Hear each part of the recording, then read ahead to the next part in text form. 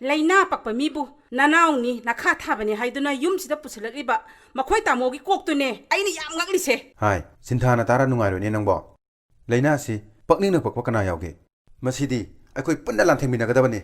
Laina pakpa siga leimnadau saruk aidi ipam chakhrage.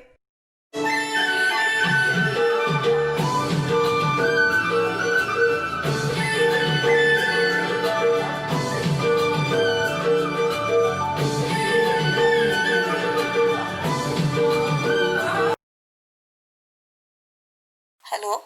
Hello.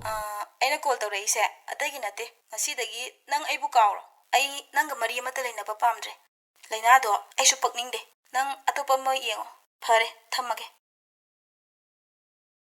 nang atopa mo yengo Laina pakpa siga leimnadau saruk aidi ipam chakhrage.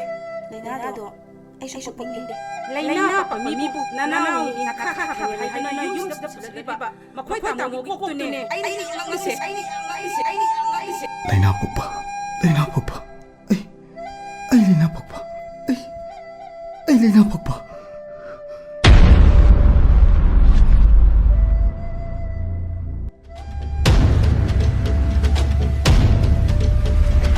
Laina Pukpa. Laina Pukpa. Ay Laina Pukpa. Ay Laina Pukpa.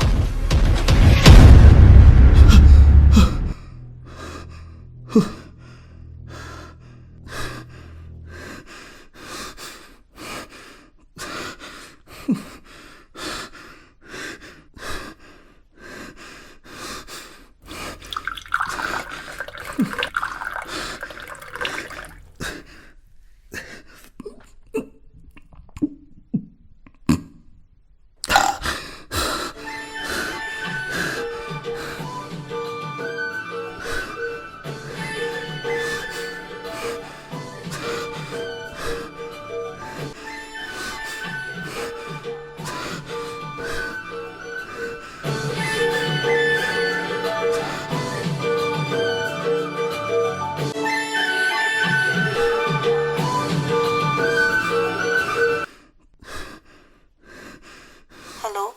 Hello. Yum yorobo aduda nang kemte kanjanganu ko nangi dama ekoi mayam leiri ado 14 days amadi yumda quarantine to ko adu loibaga ekoi ani ginuse adudi potharo ai thamage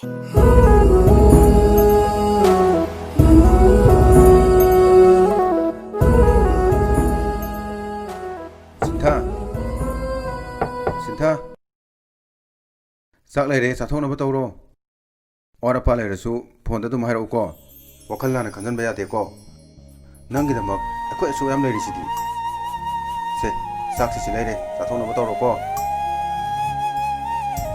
Akhoi Sinthana negative oiduna laklibase sidagi hena nungaiba amamuk leitre.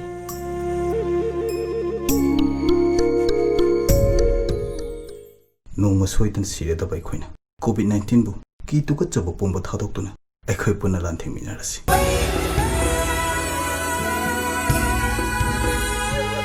Sinta aigisu punsi sinta pangadaba yamna wale.